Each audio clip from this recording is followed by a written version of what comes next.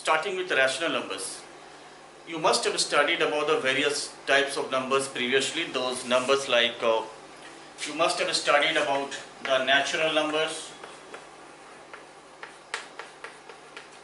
You have an idea of the natural numbers. Number two, you have an idea about the whole numbers, as well as you have an idea about the integers. So you must be knowing what are natural numbers, what are whole numbers, and what are integers.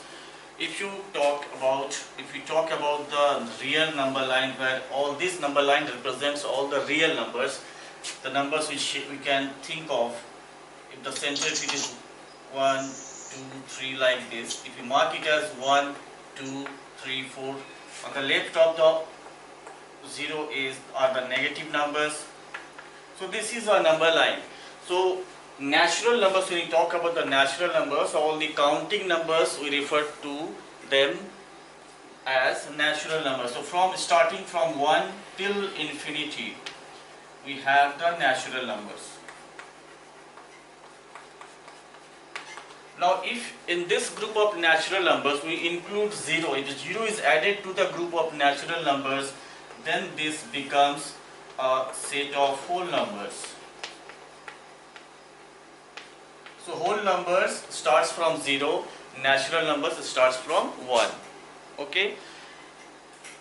Now to the left of this 0, you can see the numbers all are negative numbers, and if you include all these negative numbers in the group of this whole numbers, so from here, if you include all, then these are called as integers. So integers consists of all the positive natural numbers, all the negatives of the natural numbers, as well as 0. So the integers is the group of the positive natural numbers, negative natural numbers, including 0.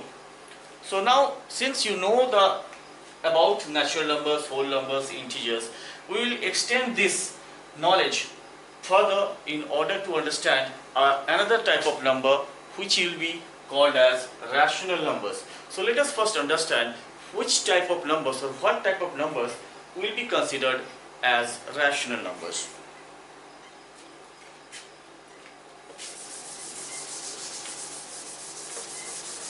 So if you go by the definition,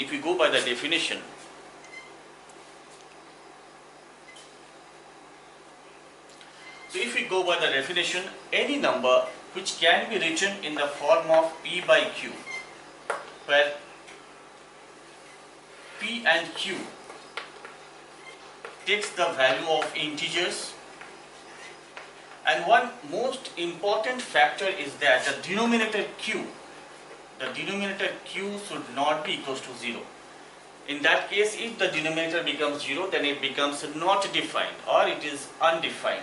So the primary condition for a number to be termed as a rational number is that it can be written in the form of P by Q, where P and Q takes the values of integers. That means it can take the values of natural numbers, positive numbers, negative numbers. 0, of course, it can take, but 0 should not be present in the denominator.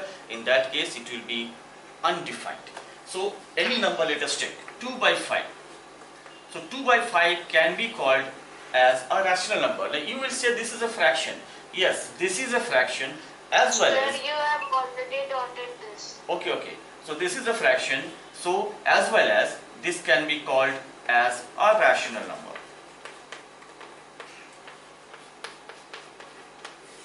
So any number which can be expressed in the form of P by Q, where P and Q takes the values of integers and the denominator Q is not equals to 0, will be called as rational numbers. Now we will try to, let us take a number 5. Can 5 be called as a rational number or not? Yes, it can be called, because 5 can be written as 5 by 1, where it is in the form of P by Q, and also the value of Q is not equals to 0. Here Q is 1, and 5 and 1 both are integers and also written in the form of P by Q. So any number which can be written in the form of P by Q, where P and Q takes the values of integers and Q is not equals to 0, is called a rational number. Now let us discuss about the properties of rational numbers, which we have started earlier, but then today we will start again the properties of rational numbers.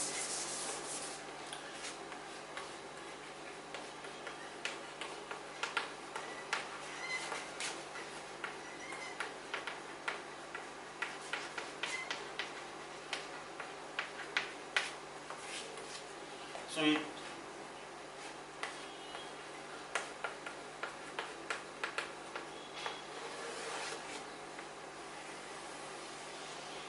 now we'll discuss about the properties of these rational numbers in four proportions: addition, subtraction, multiplication, as well as division. So the first property that we're going to discuss about is the closure property. Closure property for addition. We'll discuss for addition, for subtraction, multiplication, and division. So these are the four proportions in which we'll be discussing about the properties of the rational numbers. Now, closure property. If we talk about the natural numbers, for example 2 and 4, these two are natural numbers. If we add 2 plus 4 and the value that we get is 6, that means if 2 is a natural number, 4 is a natural number, and if we add these two natural numbers and the result is also a natural number, then it is said that it is applicable, that is closure property is applicable in the case of addition of numbers. Since we are taking it in terms of the natural numbers, but of course 2 and 4 are also rational numbers. So if you are adding 2 and 4, we are getting a number 6, which is also a rational number. That means we can say that closure property is applicable for addition. So we'll take in the format. So what we mean to say is that if A by B plus C by D, if we get the final result as E by F, so this is rational number, this is also rational number, and if this is also a rational number, then we can say that closure property is applicable for addition. So let us take an example also here. Though we have taken it, we take 1 by 2 plus 5 by 2. So if we add this, we have 2 as the LCM, so it is 1 plus 5, that is 6 by 2, and that is equals to 3, which can be written as 3 by 1. So 3 by 1, the final result, which is also a rational number. Why? Because it is written in the form of P by Q, and also the denominator 1 not equals to 0. So we can say finally that closure property is applicable for addition. Now moving on to, so closure property is applicable for addition. Now let us take it for subtraction. That means if we subtract A by B minus C by D is equals to E by F, that means if these two are rational numbers and the final result that we get is also a rational number, then we can say that closure property is applicable for subtraction. So let us take an example like 3 by 7 minus 1 by 7. So we get the LCM 7, and this is 3 minus 1, and that we get 2 by 7. So you can say that 2 by 7, which is the final result obtained after subtracting 3 by 7 and 1 by 7, that is 2 by 7, is also a rational number, and you can very easily define it why this is a rational number. The same reason, P by Q form, and the denominator not equals to 0, and 2 and 7 both are integers. So it fulfills all the criteria for defining for the definition of a rational number. So we can say that closure property is also applicable for subtraction. Now I move on to the multiplication part, that is A by B into C by D, and that we get E by F. So let us take is 2 by 3 into 5 by 7, that gives us 10 by 21. So this is also a rational number in the form of P by Q, and Q not equals to 0, and 10 and 21 are both integer values. So we can say it is applicable for multiplication as well. Now finally we come to division. If it is 3 by 4 divided by, that is if we write A by B divided by C by D, and that is equals to E by F. For one condition to be noted here is that C or D should not be equals to 0. In that case the division becomes undefined, right? So either of C or D or both cannot be 0. This is very important. So now if we take, suppose 2 by 3 divided by 4 by 5. So you know how to solve this. You have already done it in the previous classes. So we multiply and take the reciprocal. So we have 5 by 6, which is also a rational number according to its definition. So division, you can say after dividing the two rational numbers, the final result that is obtained is also a rational number. So we can say that closure property is applicable for division also. So at the end, what conclusion we draw is that closure property is applicable for addition, it is also applicable for subtraction, it is applicable for multiplication as well as for division. Now we move on to the next property, that is the commutative property. Commutative property. Now this property tells us, suppose we take two natural numbers, again I take two natural numbers, 2 plus 5, and we get the result 7. But if we change the positions, if we write the second number in the first position, the first number in the second position, the final result is again 7. So if we can interchange the positions of the numbers appearing in this sequence and we get the same result, then we say that this property is applicable. Now for rational numbers, obviously these two are also results of the rational numbers. If A plus B is equals to B plus A, that means the commutative property is applicable. So let us check it for addition.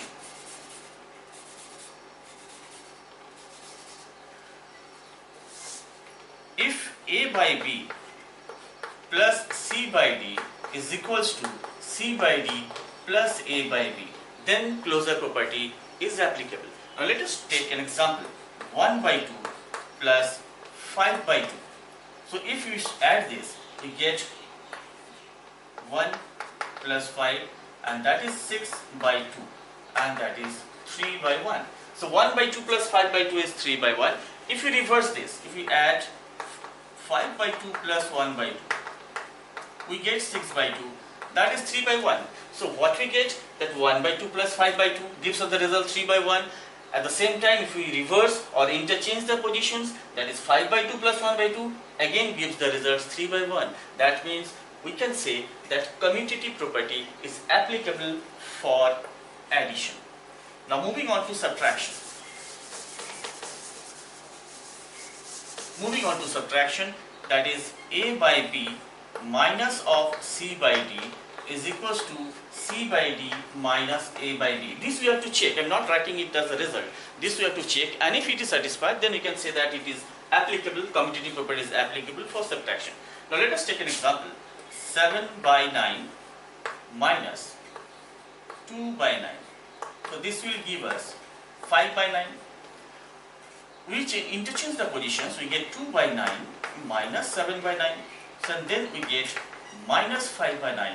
So in this case you see that 7 by 9 minus 2 by 9, it gives us 5 by 9, and 2 by 9 minus 7 by 9, it gives minus 5 by 9. That means the result is different in both the cases. So in the two cases, one is 5 by 9, one is minus 5 by 9. That means the result or the answer is not the same. So we can say that commutative property is not applicable in terms of subtraction. So moving on to the multiplication part, let us check it. If A by B into C by D is equals to C by D into A by B.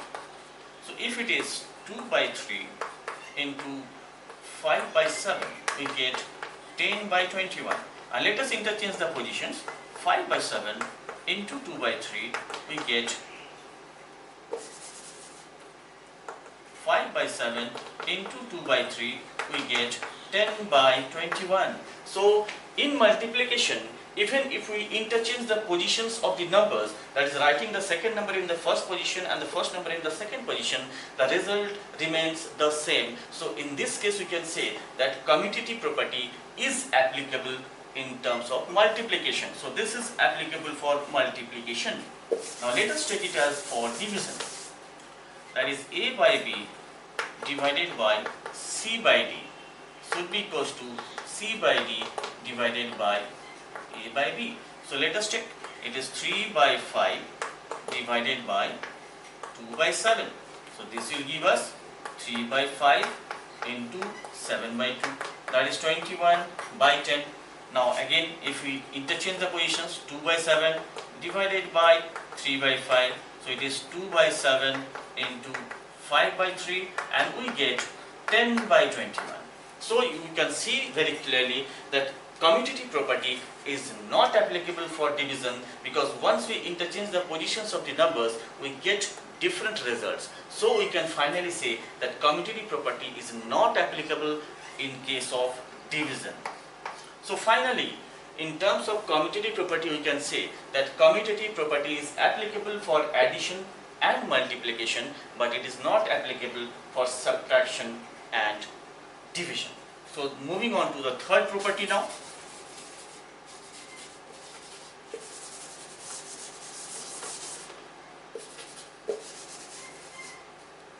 Associative property. Associative property in terms of these four proportions: addition, subtraction, multiplication and division. Now in associative property, we will take three numbers into consideration. Like if we are to do A plus B plus C, and we can make a pair and do the operation first. Suppose we do A plus B, we make the pair, and again if we write it A plus B plus C. So this way. So if we can pair it separately and do the calculation, let us check whether the number remains the same or not. So if it is 2 plus 4 plus 5, and if we pair this up like this, so we get 6 plus 5, that is 11. And if we write it like this, 2 plus 4 plus 5, so we have 2 plus 9, that is also 11. So if this property becomes true, then we say that associative property is applicable for whatever operation we are taking. Okay.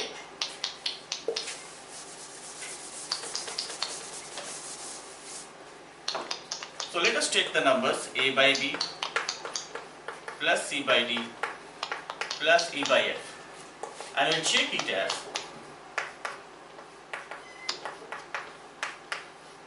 so if we make this pair and we make this pair, if this holds true, then we say that associative property is applicable. So let us take the example for first addition. So we are taking it for addition. 1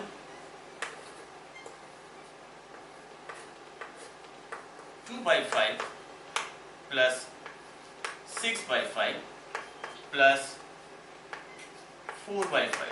Now we make this pair first. So we have 8 by 5 plus 4 by 5, and final result is 12 by 5. Now check it by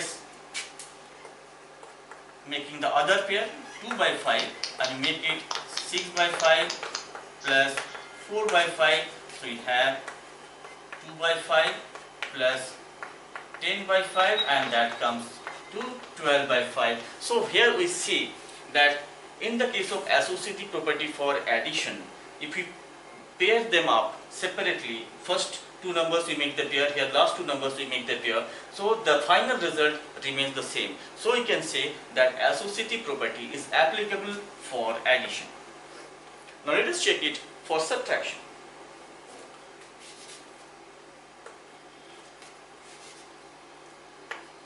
Let us check whether it is applicable for subtraction or not.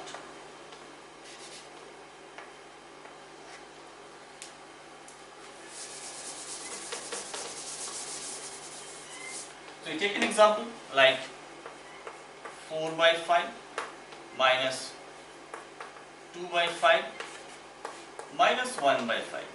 The result is 2 by 5 minus 1 by 5, and the final result comes to 1 by 5. Now change the pair. We do it 4 by 5 minus 2 by 5 minus 1 by 5.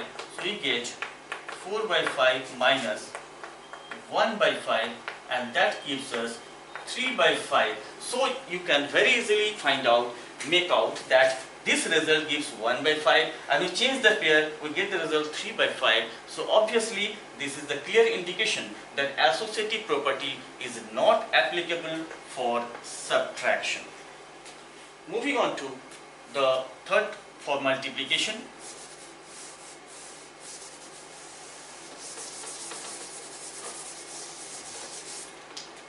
In case of multiplication also, we can do it a by b into c by d into e by f, and let us check it whether it is true for this or not. So let us take an example. 2 by 5 into 3 by 5 into 4 by 5. The result we can get it as, here it is 6 by 25 into 4 by 5, we get 24 by 125. Now let us change the pair. So it can be 2 by 5 into 3 by 5 into 4 by 5.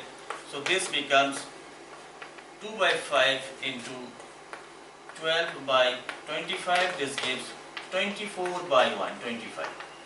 So in the case of multiplication, we do perform this operation, changing the pairs, and we get the final result and find that the result remains the same.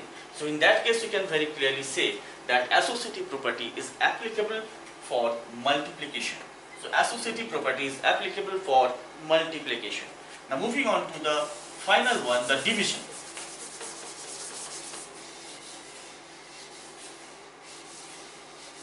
So if you do the division part here, so let us check whether this associative property is applicable in terms of division or not. 4 by 5 divided by 1 by 5 divided by 2 by 5. We get the result as 4 by 5 into 5 by 1 divided by 2 by 5. So here from we get 4 divided by 2 by 5. So this we get 4 into 5 by 2, and the final result we get as 10. We do the operation again now by changing the pair, and that result, let us check whether it will give us the same value or a different value. So we can write it here.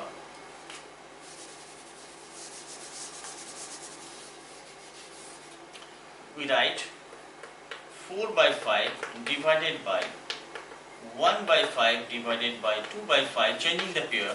So we can write it as 4 by 5 divided by 1 by 5 into 5 by 2. So this becomes 4 by 5 divided by 1 by 2. So this result is 10. I am rubbing this here. So this can be written as 4 by 5 into 2 by 1. So it becomes 8 by 5. So 1 by 5 into 5 by 2, that gives 1 by 2, and this is 4 by 5. So into 2 by 1, the final result is 8 by 5. So finally what we find is that the values does not match. They are different. So we can finally say that the associative property is not applicable in the case of division. So final conclusion is that associative property is applicable for addition and multiplication, but associative property is not applicable for subtraction and division. So moving on to the next property.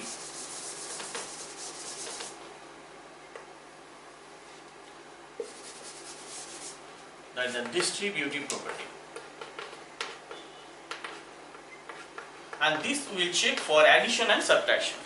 Suppose we take an example like this, 4 into x plus 5. I am not taking a particular number here. So 4 into x plus 5. So we can write how to simplify it. We multiply 4 with x, then we multiply 4 with 5. So we get 4x plus 20. While we factorize, what we do, we take common. you take common 4 from here and whatever is left is put inside the bracket. That is what, if you can express this in this format, that by opening the bracket, this is called distributive property, which is applicable for addition. But and let us check it for subtraction. Very simple, you just do change the sign, so it become 4x minus 20. So this is what is the distributive property in case of addition and subtraction. Like if we take a by b into c by d plus e by f, so this we can write a by b into c by d plus, in between plus, so a by b into e by f. So what you can see here, this particular number a by b is present in both. So this is called the distributive property in terms of addition. Similar thing will happen if you talk about subtraction. Only replace with the positive sign with a negative sign, and here also the positive sign with a negative sign. So this is what is the distributive property in terms of addition and subtraction. Now, so the final conclusion you can draw now about the closure properties, commutative properties, associative properties, and the distributive properties. Now moving on further, we have additive inverse. If you are asked, find the additive inverse of a particular rational number. So if the rational number is p by q, then the additive inverse of this will be minus p by q. So questions like it will be asked that write the additive inverse of, suppose 2 by 3, then the additive inverse of 2 by 3 will be minus 2 by 3.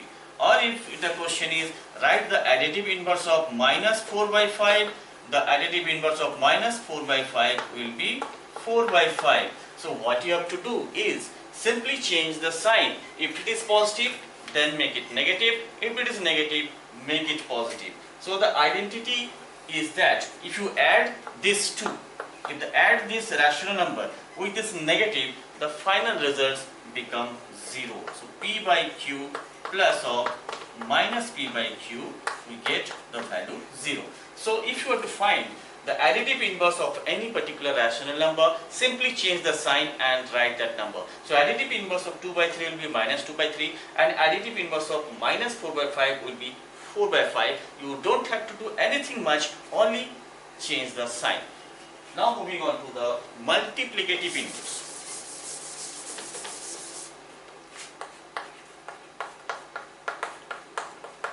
Multiplicative inverse. So what is multiplicative inverse of a rational number? If the rational number, suppose, is p by q, then the multiplicative inverse is just the reciprocal of p by q. Reciprocal of p by q is 1 by p by q, and that is equals to q by p. So if you are asked that write the multiplicative inverse of 2 by 3, so this will be 3 by 2. Simply take the reciprocal and you get the answer. The identity is, if you multiply the rational number with this multiplicative inverse, the final result is 1. So that is p by q into q by p, that gives us 1. So this is called the multiplicative identity. Now p by q is written as q by p by just taking the reciprocal. So if you are asked to find the multiplicative inverse of 2 by 3, you just take the reciprocal and write 3 by 2. That is it. Now we'll move on to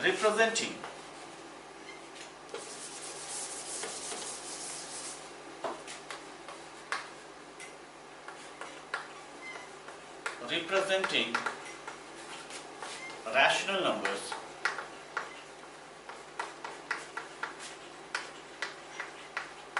on the number line.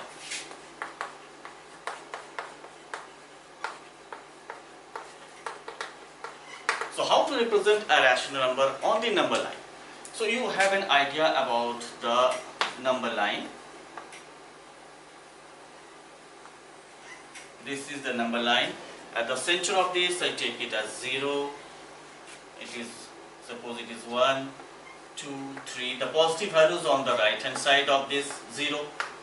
Then we take the negative values on the left of 0. Now the question is how to represent a particular rational number on this number line. So let us take an example. How to represent minus 2 by 5. How you represent minus 2 by 5 on this number line. So what we do is, first what you check between which two numbers this particular rational number lies. This number lies between 0 and 1 or 1 or 2 or 2 or 3, and this cannot go on that side. See, the sign is negative. So obviously this number will be present towards the left of 0. Now between which two numbers? Does this number lie between 0 and minus 1, or this number lies between minus 1 and minus 2, or this number lies between minus 2 and minus 3? So first we have to check that between which two numbers this number is present. So what you do, you divide 2 by 5. So we divide, so 2.0. So what we get, the quotient is 0.4. The value after dividing 2 by 5, we get the value of 2 by 5 is 0.4. So 0.4 obviously is a number which is greater than 0 and less than 1, but since it is minus, so it will be minus 1. So this number 0.4, that is actually minus of 0.4, will be lying between in this region, will be lying here between 0 and minus 1. So minus 0.4, or you can say minus 2 by 5, lies between 0 and minus 1. Now how to represent it in this number line between 0 and minus 1? So how to check it? First you divide the numerator by the denominator, get the value here, and this will give you an idea or the indication to as where this number lies on the number line. And once you get the range between which two numbers this value lies, then it becomes easier for us to plot this. Now let us plot this point on the number line. I just change a little bit.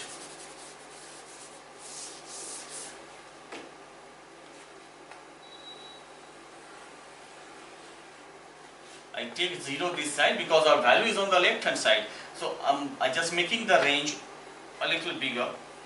Minus 1 I taking is here, minus 2 here.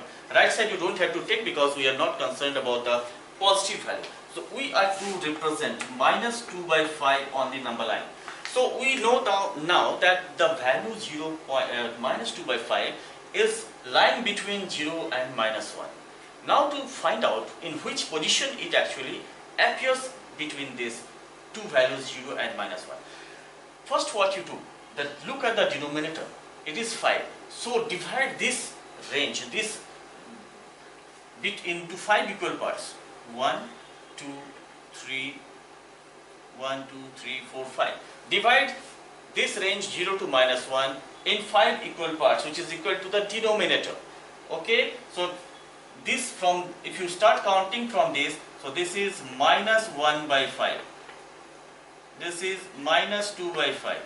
This is minus 3 by 5. And this is minus 4 by 5. And this is minus 5 by 5, which is minus 1. Very clear. So now you have to mark minus 2 by 5. So obviously my value will be this one. So this is the value or the position on the number line of minus 2 by 5. Is it clear to all of you? Yes, sir. Okay. So this is how we can, if my value is, supposing if my value is 7 by 4 or minus 7 by 4, can you tell me what will be the position of this point on the number line? So first of all you divide 7 by 4 and it is clearly giving an indication it is greater than 1. So it is 4 ones are 4, 3.047, 28, 20, 4 5s are 20.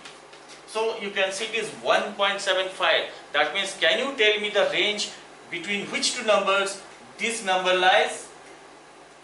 Minus 7 by 4 lies. Between minus 1 and minus 2. Yes, this number minus 7 by 4 lies between minus 1 and minus 2. Now since we know that, so it can be written as if you write it in terms of mixed fraction, what we can write? 1 3 by 4. This gives you 1 3 by 4. So from till minus 1 is okay. Now this part you take care of.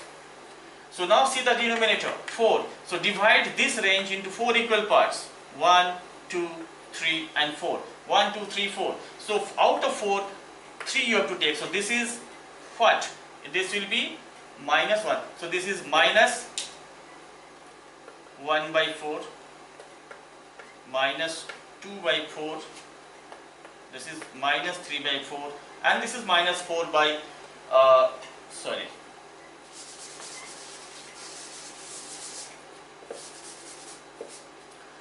value minus 7 by 4 is minus of 1, 3 by 4. So this part you have divided into 4 parts. So this can be minus 1 by 4,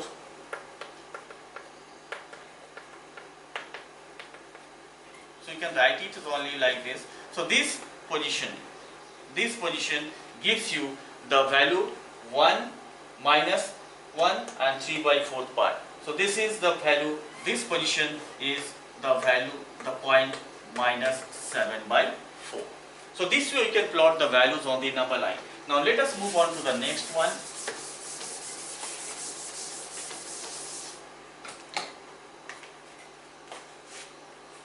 Finding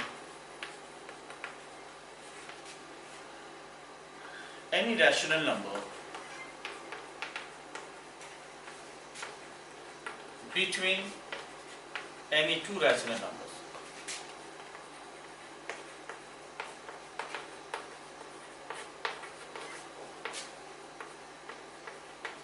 So finding rational numbers between any two rational numbers.